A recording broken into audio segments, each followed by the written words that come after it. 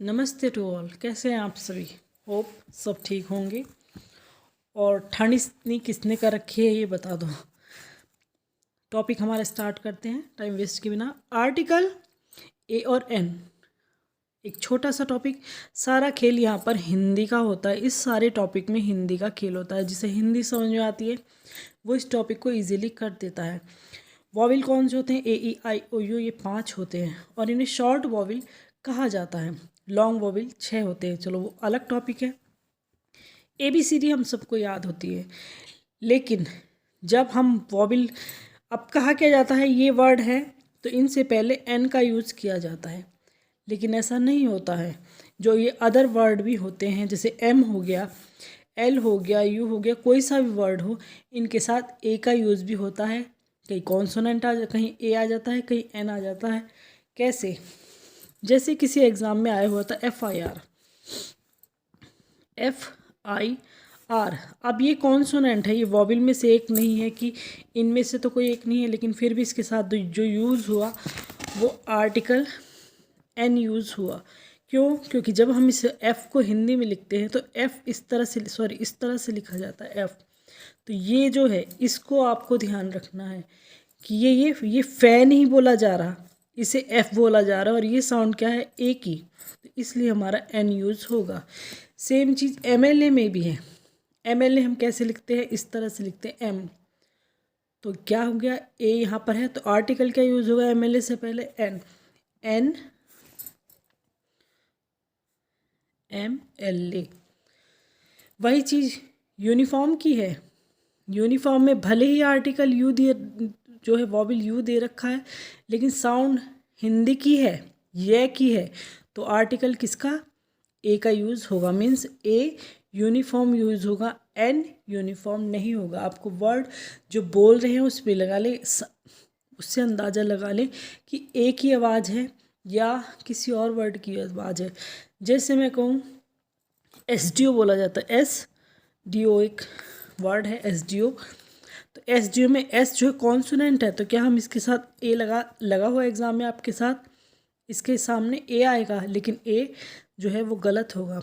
SDO को हिंदी में बोलकर देख लीजिएगा या हिंदी में लिख कर देख लिया SDO, ये क्या है? ए।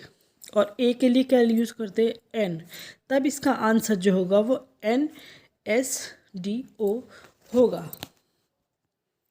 वर्ड कोई भी होगा, जैसे यूज़फुल है, ये की साउंड आ रही है यू, तो क्या आर्टिकल यूज होगा? इससे पहले ए। वन है, किसकी साउंड आ रही? व की आ रही, तो आर्टिकल क्या यूज होगा? ए। यूनिक है, किसकी साउंड आ रही? यू US से यू, तो आर्टिकल क्या यूज होगा? ए। इसके अलावा जैसे हम अगर देखें तो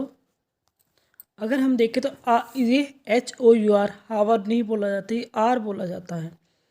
साइलेंट रहता है। ऑनर है, इसे हॉनर नहीं बोला जाता, ऑनर रहता है।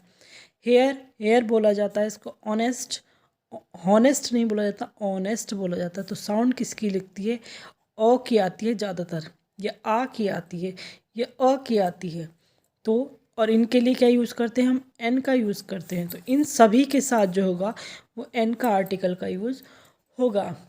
वही एच यहाँ भी है, यहाँ भी है, लेकिन हम हिस्टोरिकल को अगर हिंदी में लिखें तो हिस्टोरिकल इस तरह से लिखा जाएगा। तो ये क्या है आ रहा? अब यहाँ पर ए का यूज़ होगा। हाउस कैसे लिखेंगे हिंदी में? ऐसे लिखेंगे। तो क्या है, और है के लिए क्या आएगा? ए आएगा।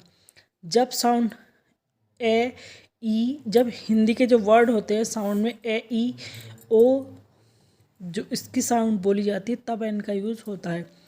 यहाँ से हम RTS है, कॉन्सोनेंट है, लेकिन हिंदी में बोल दें हम इसे RTS,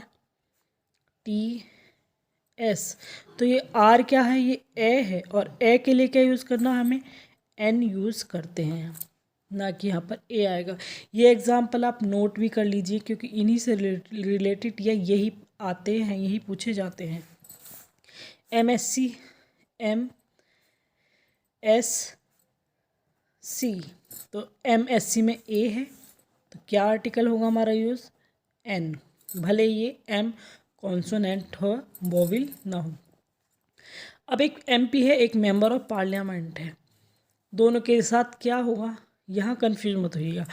MP क्या है, हम MP लिखेंगे, M इस तरह से लिखा गया, P ऐसे लिखा गया। M के साथ क्या है A, तो हमारा जो वो भी आर्टिकल होगा N यूज़ होगा। वही मेंबर ऑफ पार्लियामेंट सेम है, ये फुल फॉर्म है इसकी, लेकिन मेंबर क्या शुरू होता है, मैं से शुरू हो रहा है, तो यहाँ आपको A लगाना होगा। इसी तरह से सारी चीज़ें, कोई सा भी वर्ड आप लिख कर देख लीजिएगा, जो भी आपके दिमाग में आ रहा है, LLB है तो N यूज़ होगा, क्योंकि L में L ऐसे लिखा जाएगा, और यहाँ क्या है A है। कोई भी वर्ड लिख कर देख लीजिएगा, आप जब एग्ज़ाम में बैठे हुए हैं हिंदी में इसको लिख कर देख लीजिएगा, बोल कर देख लीजिएगा। अगर साउंड ए, ई, ओ की आ रही है इस तरह से, तब हमारा जो है N यूज़ होगा, अदरवाइज़ हम क्या है A यूज़ करेंगे। बस इतना सा टॉपिक है, इम्पोर्टेंट टॉपिक है, ऐसा नहीं कि आपके सिलेबस में नहीं है, अगर नहीं भी मेंशन किया, लेकिन पैसेज में या किसी ना किसी बहाने से सेंटेंस चेकिंग में, सेंटेंस करेक्शन में ये आ ही जाता है, तो छोड़ आप इसको नहीं सकते हैं। फिर भी कोई प्रॉब्लम यहाँ रह गई हो तो पूछ सकते हैं। Thanks a lot.